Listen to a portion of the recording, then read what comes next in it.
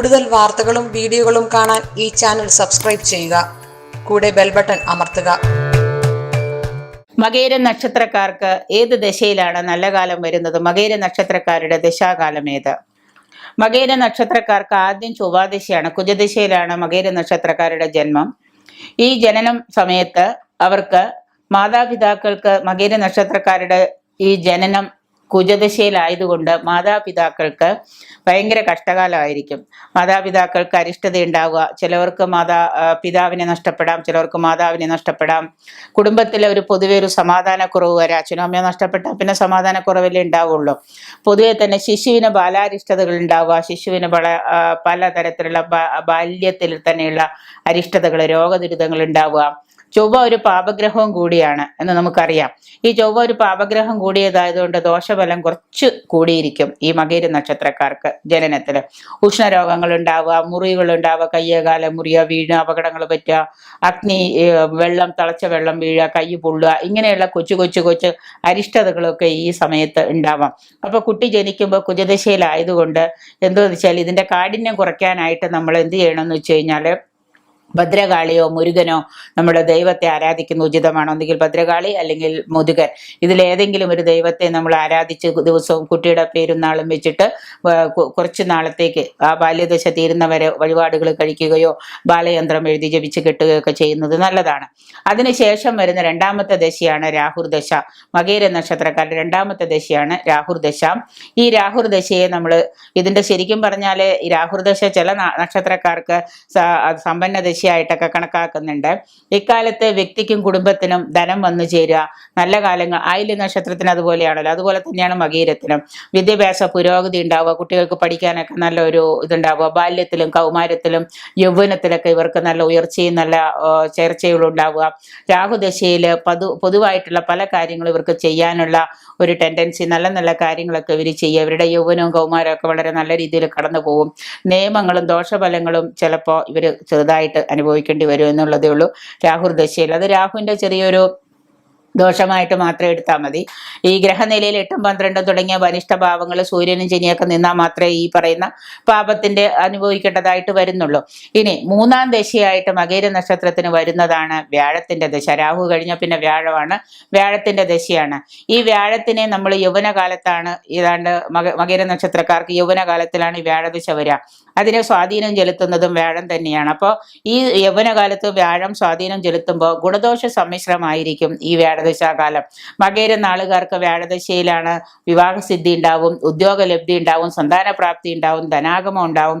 ഇവയൊക്കെയാണ് വ്യാഴദശയിലാണ് സംഭവിക്കുന്നത്. എങ്കിൽ തന്നെയും വ്യാഴം അശുഭനാണെങ്കിൽ ഇതൊന്നും തന്നെ സംഭവിക്കുകയില്ല. ഈ പറയുന്ന കാര്യങ്ങൾക്കൊക്കെ തടസ്സങ്ങൾ സംഭവിക്കാം.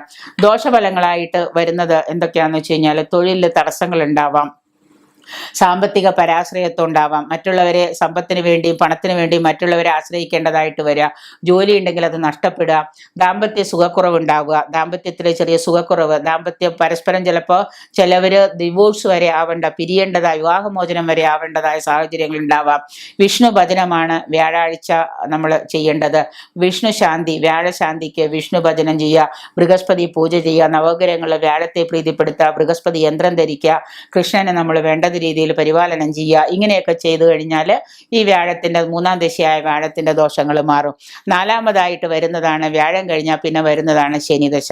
മകേര നക്ഷത്രക്കാരുടെ നാലാമത്തെ ദശയായ ശനിദശ എന്ന് പറഞ്ഞാൽ സൗഭാഗ്യത്തിന് മുൻതൂക്കം കിട്ടുന്ന കാലം തന്നെയാണ്. ശനിയാണെങ്കിൽ തന്നെയും 7.5 ശനിയോ അഷ്ടമ ശനിയോ കണ്ടക ശനിയോ അല്ല എങ്കിൽ തീർച്ചയായിട്ടും ഭൗതിക സുഖങ്ങൾ സ്വന്തമാക്കാനും നിക്ഷേപങ്ങളൊക്കെ ഉണ്ടെങ്കിൽ നിക്ഷേപങ്ങളിൽ നിന്ന് ചിട്ടി ഇതിൽ നിന്നൊക്കെയുള്ള ഭാഗ്യങ്ങൾ കിട്ടാനും ആനുകൂല്യങ്ങൾ കിട്ടാനും കുടുംബപരമായിട്ട് ഉത്തരവാദിത്തങ്ങൾ നിറവേറ്റാനും ആധ്യാത്മികമായ അന്വേഷണങ്ങളിലേക്ക് മനസ്സ് തിരിഞ്ഞു എന്ന് വരാം.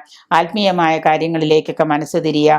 ഗ്രഹനിലയിൽ ശനി ദുർബലനാണെങ്കിൽ, ഞാൻ ഈ പറഞ്ഞ പോലെ ഇനി കണ്ടക ശനിയോ അഷ്ടമ ശനിയോ ദുരിതമായിട്ടുണ്ടെങ്കിൽ, ദോഷമുണ്ടെങ്കിൽ ശനി ഭഗവാനെയും ശാസ്താവിനെയും ഭജിക്കുന്നതും ശാസ്താഭജനം നടത്തുന്നതും ഒക്കെ വളരെ നല്ലതാണ്. നമ്മുടെ ദോഷങ്ങളുടെ കാഠിന്യം കുറയ്ക്കാൻ നല്ലത് തന്നെയാണ്. അഞ്ചാമതായിട്ട് വരുന്ന മകേര നക്ഷത്രക്കാർക്ക് അഞ്ചാമതായിട്ട് വരുന്ന ദശയാണ് ബുധദശ.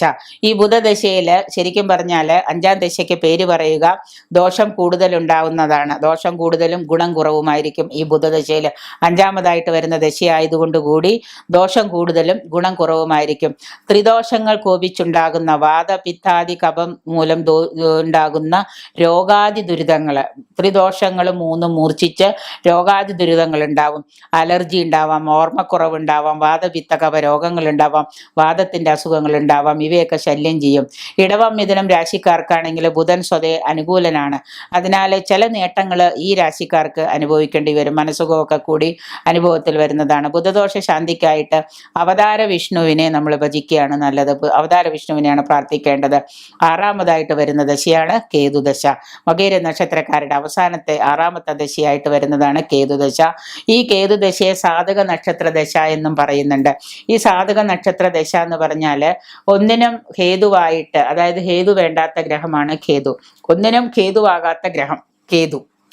കേതു ഒരിക്കലും ഗുണദോഷങ്ങൾ സന്തുലിതാവസ്ഥയിലായിരിക്കും. ഗുണവും ദോഷവും സന്തുലിതമായിട്ട് ഒരുപോലെ പോകുന്ന ഒരു സാഹചര്യമായിരിക്കും. ചൊവ്വ, രാഹു, വ്യാഴം ഈ ആദ്യ 3 ദശകളേക്കാളും മകേര നാളുകാർക്ക് പൊതുവെ ഈ കേതുദശ എന്തായിരിക്കും? കേതുദശ ഒരുവിധം ഭേദപ്പെട്ടത് തന്നെയായിരിക്കും. ശനിയാണെങ്കിലും ബുധനാണെങ്കിലും കേതുവാണെങ്കിലും 2-3 ദശകൾ കഴിയുമ്പോൾ മധ്യവയസ്കായിരിക്കും. ശരാശരി ഏതാണ്ട് 40 വയസ്സിന് ശേഷം മകേര നാളുകാർക്ക് ജീവിതത്തിൽ സുവർണകാലം ഉണ്ടാവും എന്ന് പറയാം. സുവർണകാലമാണ് എന്ന് തന്നെ പറയാം. ഓർമ്മക്കുറവ്, വീഴ്ച, വ്യക്തമായ കാരണം കണ്ടെത്താനാവാത്ത അസുഖങ്ങൾ മുതലായവ കേതുദശയിലെ ചില ദോഷവശങ്ങളാണ്. അപ്പൊ കേതുവിന് പരിഹാരം ചെയ്തു കഴിഞ്ഞാൽ നമ്മളുടെ ഈ രോഗാതി ദുരിതത്തിനൊക്കെ നമുക്ക് ശമനം കിട്ടുന്നതാണ്. ഏഴാമതായിട്ട് ശുക്രദശ വരുന്നുണ്ട്. ഈ ഏഴാമതായിട്ട് വരുന്ന ശുക്രദശ എന്ന് പറയുമ്പോൾ ഏതാണ്ട് മിശ്ര ഫലമാണ് ഈ ശുക്രദശയിൽ കിട്ടുക. ശുക്രനാണ് ഉദിച്ചു നിൽക്കുന്നു എന്ന് വിചാരിക്കേണ്ട, ആരും മിശ്രഫലമാണ് കിട്ടുക. പലതരം അപ്പോഴേക്കും വാർദ്ധക്യം ഏതാണ്ട് കൂടിയിട്ടുണ്ടാവാം, രോഗാരിഷ്ടത ഉണ്ടാവാം. അതുമൂലം മരണാദി ദുഃഖങ്ങൾ അനുഭവിക്കേണ്ടി വരാം. സഹധർമ്മിണി, മകള് ഇവരൊക്കെ ചിലപ്പോൾ നമ്മളെ വിട്ടുപോകേണ്ട സാഹചര്യങ്ങൾ വരാം. കുടുംബത്തിൽ പല വിഷമതകൾ അനുഭവിക്കേണ്ടതായിട്ട് വരാം. ക്രയവിക്രയാദികളിലൊക്കെ നമുക്ക് ചിലപ്പോൾ നഷ്ടങ്ങൾ, ഭൂമിയൊക്കെ ചിലപ്പോൾ വിറ്റ ഒന്നും കിട്ടാതിരിക്കാം. കൊടുക്കൽ വാങ്ങലുകളിലൊക്കെ നഷ്ടം സംഭവിക്കാം. വില പിടിച്ച വസ്തുക്കളൊക്കെ കളവ് പോവുക, ആരെങ്കിലും കട്ടുകൊണ്ട് പോവുകയൊക്കെ സംഭവിക്കാം. ഇങ്ങനെ ശുക്രദശയിലെ ചില അശുഭ ഫലങ്ങളൊക്കെ നമ്മൾ അനുഭവിക്കേണ്ടതായിട്ട് വരും. മകേര നാളുകാർക്ക് പിന്നെ 8ാമത് വരുന്ന ദശ ആദിത്യ ദശയാണല്ലോ. ശുക്രൻ കഴിഞ്ഞാൽ പിന്നെ ആദിത്യനാണല്ലോ. ആദിത്യ ദശ കഴിഞ്ഞാൽ പിന്നെ 9ാമത് ചന്ദ്രദശയാണ്. അതുവരെ ഒന്നും ആരും ഇരിക്കുമൊന്നുമില്ല. 8ാമത്തെ ദശ വരെ തന്നെ വളരെ കുറവാണ് ആയുസ് ഇപ്പം എല്ലാവർക്കും. അപ്പൊ അതുകൊണ്ട് തന്നെ ഇവ ഗുണകരമായിരിക്കുമെന്ന് നിയമമെങ്കിലും പ്രായത്തിന്റെ പരിഗണനയും കൂടെ നമ്മൾ ഇതിൽ നോക്കേണ്ടതാണ്. ആദ്യത്തെ ദശയും ചന്ദ്രദശയൊക്കെ പ്രായത്തിന്റെ പരിഗണന അനുസരിച്ച് ഗുണകരമാവാൻ സാധ്യത കുറവാണ്. കാരണം ആള് ജീവിച്ചിരിക്കുന്നുണ്ടെങ്കിലേ നമുക്ക് ഗുണകരമാവൂ എന്ന് പറയാൻ പറ്റുള്ളൂ. അതുകൊണ്ട് തന്നെ ദശാഫലങ്ങൾ അനുകൂലമാവുന്നതിന്, ഗോചര ഫലവും അനുകൂല ഫലവും ഒക്കെ നമുക്ക് ലഭിക്കുന്നതിനും 7ര ശനി, കണ്ടകശനി, അഷ്ടമശനി, ഇങ്ങനെയുള്ള അഷ്ടമ വ്യാഴം തുടങ്ങിയ ഗോചര ദോഷങ്ങളുള്ളപ്പോൾ എത്ര നല്ല ദശയാണെന്ന് പറഞ്ഞാലും ദശയുടെ ദോഷം കുറഞ്ഞു പോകും. അപ്പൊ ആ സമയത്ത് ഈ ദോഷങ്ങളൊക്കെ ഉണ്ടെങ്കിൽ അതിനെ കണ്ടുപിടിച്ച് പരിഹാരങ്ങൾ ചെയ്തിട്ട് വേണം നമ്മൾ അത് പരിഹരിക്കാൻ.